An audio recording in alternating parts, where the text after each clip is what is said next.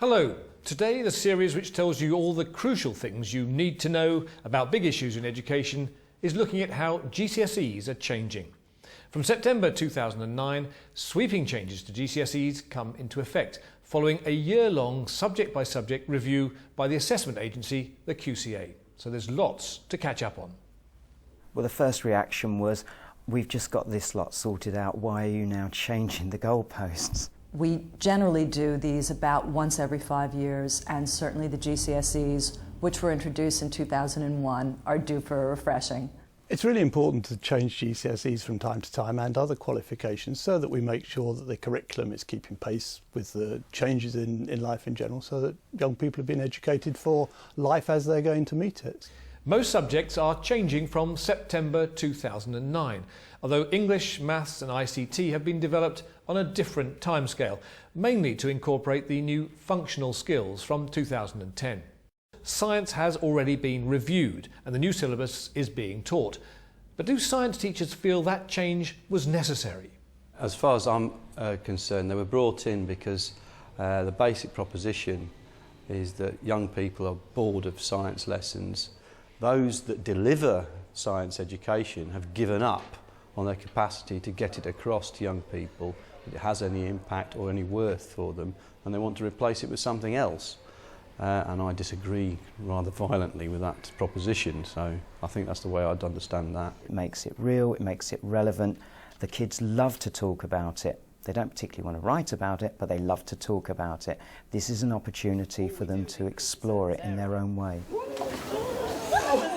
So part of the aim of the changes is to make GCSEs more relevant to the 21st century. More or less, you could say that the old syllabus tried to, and you can quibble about it, but tried to present the subject as a coherent whole in terms of, say, the basic fundamental principles behind force, acceleration, Newton's laws, however you look at a subject, in that order. So the principles that underlie our understanding of, say, the physical sciences. Whereas the new specification, new syllabus, is much more interested in the way in which a consumer of science would appreciate the impact of science on their lives. And therefore the proposition is that you are giving young people the opportunity to make informed choices about things that impact upon them. Instead of just accepting everything the way it's given to them, they will say, well, where's the scientific evidence? What was your baseline? How many people was involved in the sample? Where's the proof? And this is all because of the way we're now teaching the science curriculum. And I think that's absolutely fantastic. And so one of the key features of the new GCSE science is that young people following that come out with the capacity to evaluate and understand the scientific information with which we're all bombarded these days and make their own judgments. And I think that's very important. Well, to probe a bit further into these changes to GCSEs, I'm joined in the studio by Tina Isaacs, Head of 14 to 19 Regulation at the assessment watchdog Ofqual. Tina, welcome. Why did GCSEs need changing? Well, for something like science, it's pretty obvious. Science moves along and you have to update, but even history moves on, and so over time you do absolutely want to update. The relevance is more in the approach, in that we're trying to have the GCSEs cover the skills as well as the knowledge and understanding that students need to have a successful experience. And to what extent are these changes about making sure that GCSEs will fit in with the new diplomas? It's the new secondary curriculum that's been introduced for September 2008, the new diplomas, the functional skills for those that are going to be introduced in 2010. What we want to make sure is that there's a curriculum in the round and that GCSEs as qualifications fit into that larger curriculum.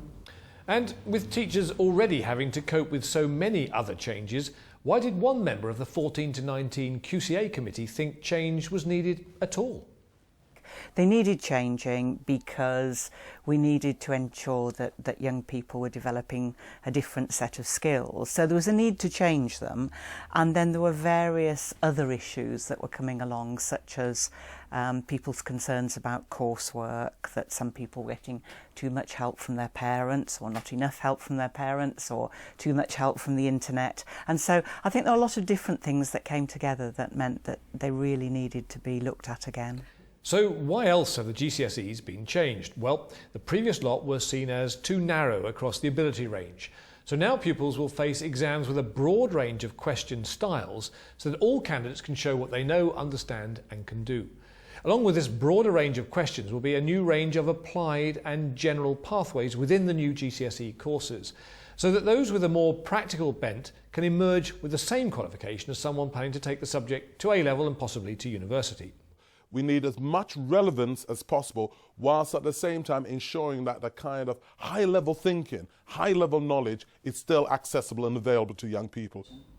Now, a lot of these changes is about making the learning, in a sense, more applied learning. But isn't that what the diplomas are supposed to do about applied learning? So why not keep GCSEs as purely academic? You don't want to dovetail students and say, these are your diploma students, these are your GCSE students, so the latter being academic and the former being vocational.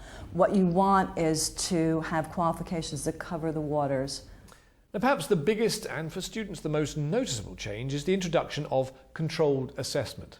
This replaces coursework, which unfortunately came to be seen as unreliable because of uncertainty about how much of students' work was actually their own.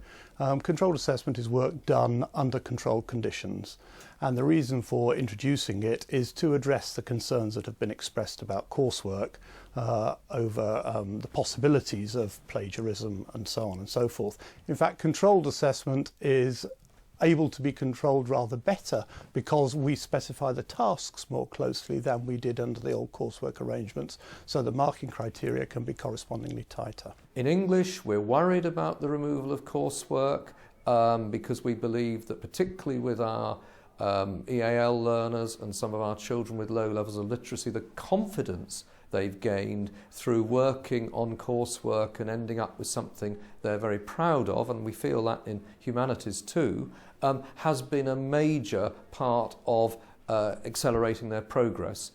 Now, the reason for this change from coursework to controlled assessment is presumably because there were problems with coursework. What were they? Yes, I mean, first, the problems were not huge, but there were problems.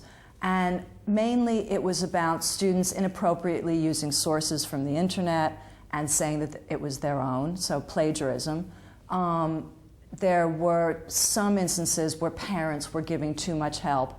Basically, coursework was, in some subjects, was uncontrolled, and we're trying to institute an element of further control.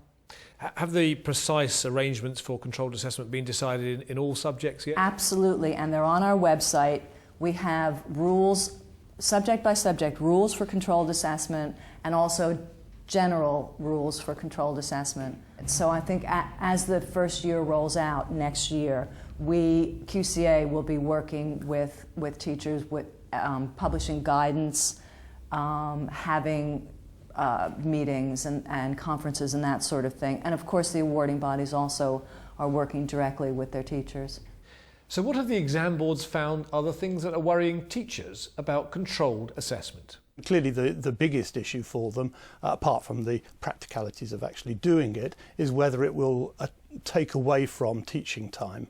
And I think that is a real issue that needs to be addressed. I think the way you address it is to make sure, as I believe we have, that the tasks are themselves valuable, educationally worthwhile, so that when students are doing their controlled assessment, they are still learning as well. Does everyone understand what they're doing? Yeah, let's do it then, please. Is there still a danger, though, that some teachers would not be clear where the dividing line is between too much help and proper control conditions? Is it absolutely clear how much help they can and can't give? Yes, the rules really do cover those sorts of things. I do think that in the first year that teachers are going to have to get used to these new roles, but because we've specified what the controls are for each of the elements, how long they're supposed to take, or how many words a student's supposed to produce. Teachers should be pretty clear in what their roles are. Can there be interaction between the pupils and the teacher? Absolutely. Some elements will be done under absolutely strict supervision, but we're talking about other things. So the teacher will be there, the students could have access to resources within the classroom, they could use the internet, but the teacher will be within the room and working with the students. Of course, in the end, the way an individual teacher will operate controlled assessment will depend partly upon the conditions in their school, but there are some fairly clear rules that have to be followed to make it fit the criteria and be genuinely controlled. The other change to GCSEs is that more will be unitised. That is, students will be able to take some of their assessments during the course rather than at the end. Basically, unitisation within GCSEs means that students can do some elements of their assessment before the end of the 2 years. They have to do at least 40% at the end. They can only resit any element once, so there are controls in place. But it means that at the end of the first year, for example, you can be assessed on that first year's work. One of the advantages of the modular approach is that pupils are tested fairly early on, and they get a real idea of what their grade is likely to be. In maths, where we're doing a modular maths syllabus already, they like the quick work and then the exam. They feel that's motivated students, help them make sure they're assessing and teaching at the right levels. And of course in a modular maths you do have the chance at least once to retake a module. I would like to reassure teachers that this hasn't removed entirely the traditional approach to assessment, because if teachers wanted to, they could obviously approach it as a linear qualification and take those units all in the final session. In some subjects, such as English and history, there will be an increasing emphasis on evaluating sources, or in the case of media studies, audiences. Miss Smith. You think Miss Smith is a mainstreamer? Yeah. Okay. You sure she's not an aspirer? Both. She could be a bit of both. Now, this is the point I was hoping you would raise, guys. Many people are not just one category, are they? It's an oversimplification of what people actually are and how they behave, how they dress, how they act, how they represent themselves in society. Okay? So, do you think there's a bit of a discrepancy between being an aspirer and a succeeder? So, media studies course going on there. Obviously, assessing sources is an important skill. Would you say the new GCSEs are putting more emphasis on that sort of skill? Yes, it's the analytical skills of being able to address an audience for a purpose, to be able to select among sources, to choose the best.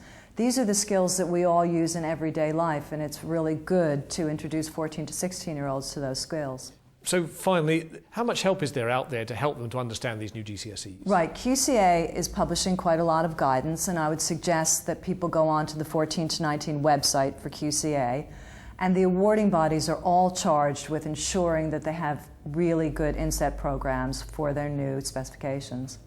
Okay, thank you very much. Thank you. That's all for now. I can only say, as a parent, I'm glad my children are now through their GCSEs. Goodbye.